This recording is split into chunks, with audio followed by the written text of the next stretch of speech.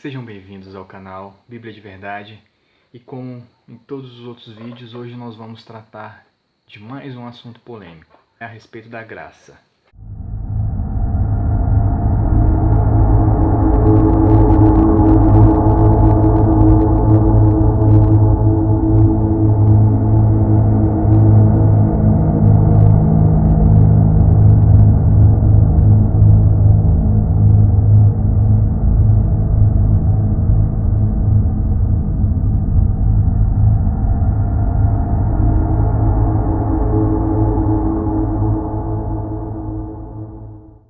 O que você acha que de fato é graça?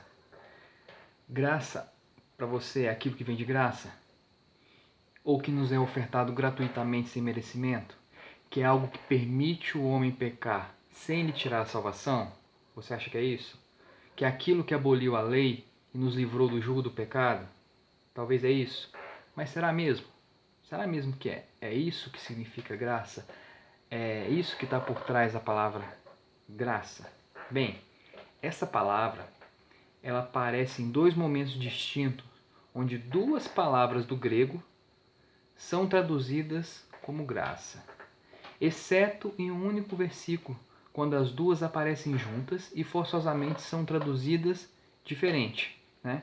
Então, as duas palavras que são traduzidas como graça, a primeira vem do grego dorean, que significa gratuitamente, e a segunda, charis, que é a utilizada em todas as cartas de Paulo para combater a lei, que nós vamos ver em outro vídeo também que lê essa que ele combate, que significa que essa palavra que é traduzida como graça, do grego charis, significa deleite, bondade, misericórdia, ou seja, um favor imerecido também, pode ser posto dessa forma.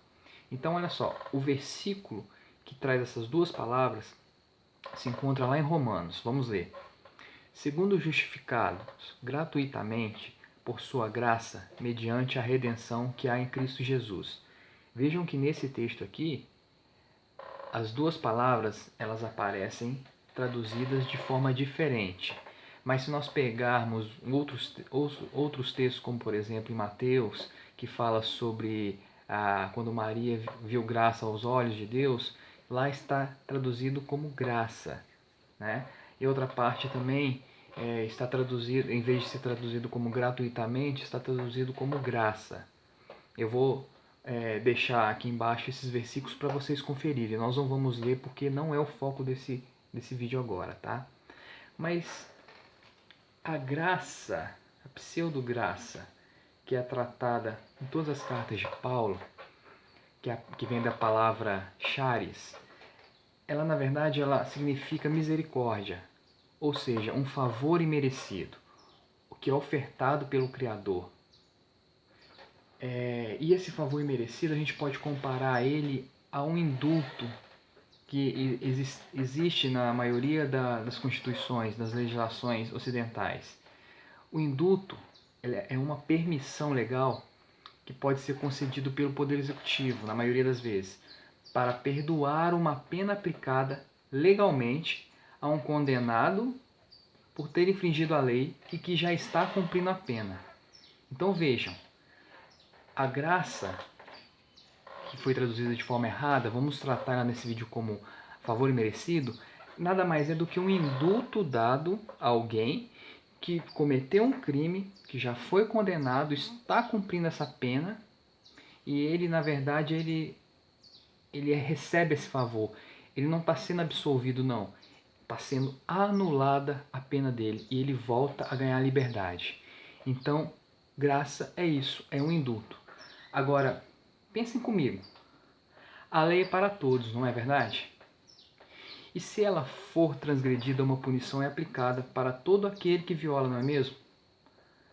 Agora, quando o indulto é concedido a alguém que foi condenado por um crime, isso significa que aquele crime deixou de existir? Ou que todos os demais irão se beneficiar desse perdão? É óbvio que não, né? O favor ele atinge somente o favorecido, e a lei continuará vigorando e será aplicada sim para todos que continuarem infringindo. Por isso é um erro afirmar que estamos no tempo da graça, como se isso fosse uma vantagem ou benefício universal experimentada e gozada por todos. Não, não é verdade. Vejam bem, a lei e os profetas, assim como João, eles afirmavam sempre que a lei do Altíssimo ela será aplicada a todos, quer judeus ou gentios, quer citas ou persas, muçulmanos ou cristãos, capitalistas ou comunistas. Toda a humanidade sofrerá as consequências por infringirem a lei. Por isso Paulo afirma que todos pecaram e estão destituídos do favor imerecido, ou seja, da misericórdia de Deus, e que a recompensa do pecado é a morte. De fato, a sentença é a morte e todos nós estamos sujeitos a ela.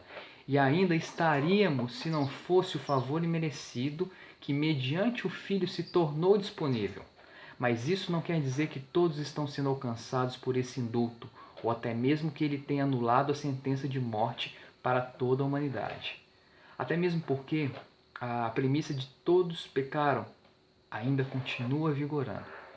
Então, tudo isso quer dizer que o favor imerecido promovido pelo Altíssimo, que ficou conhecido como graça, é o perdão do pecado? Sim, mas todo e qualquer pecado, essa questão foi ocultada pela doutrina até agora.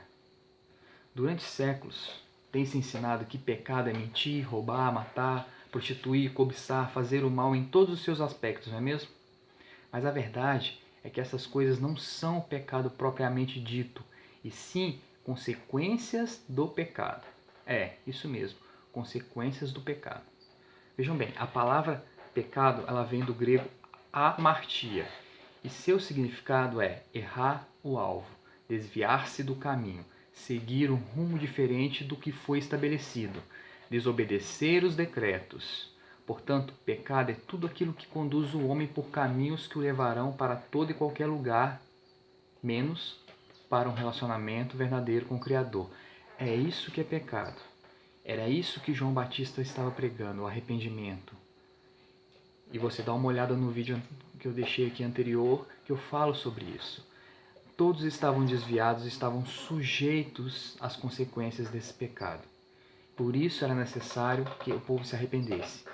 Isso significa, então, que todo dogma, doutrina e métodos para se aproximar do Criador não passam de normas de condutas criadas, escritas e ensinadas pelos homens que se julgam sábios e impelidos pelo Espírito Santo.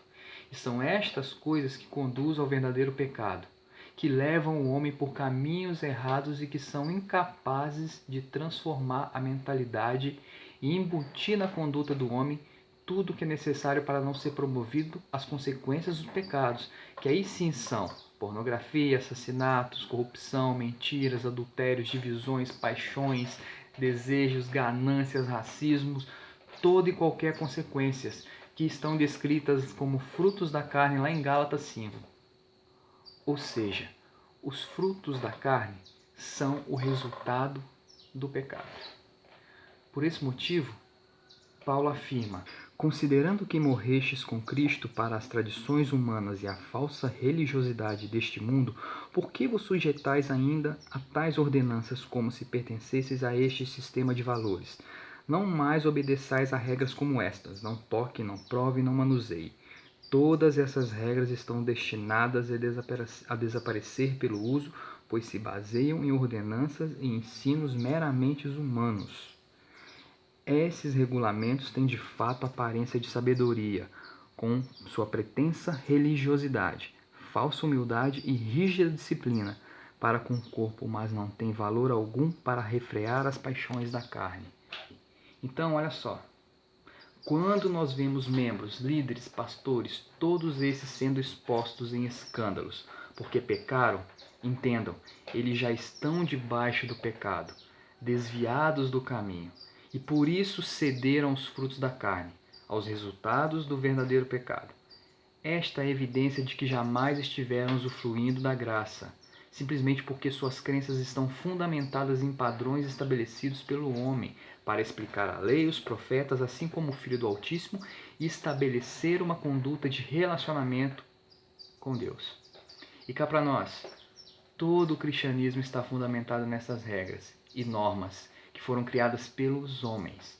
a exemplo da doutrina da graça, que desfigura totalmente a verdadeira aliança eterna estabelecida pelo Criador e sequer promove o entendimento do porquê a humanidade está mergulhada em calamidades e aflições, como já foi visto anteriormente num vídeo que eu vou deixar o link aqui. Entendam de uma vez, a graça não aboliu os mandamentos do Altíssimo, sequer os anulou, e por causa de uma mentira contada repetidas vezes, ela se tornou verdade. A liberdade que deveria prevalecer entre aqueles que têm contato com as Escrituras se transformou em libertinagem, gerando assim a apostasia reservada ao tempo do fim, como o esfriamento do amor e a rebelião devastadora declarada em Daniel, dando vida ao homem do pecado em detrimento ao homem de Deus.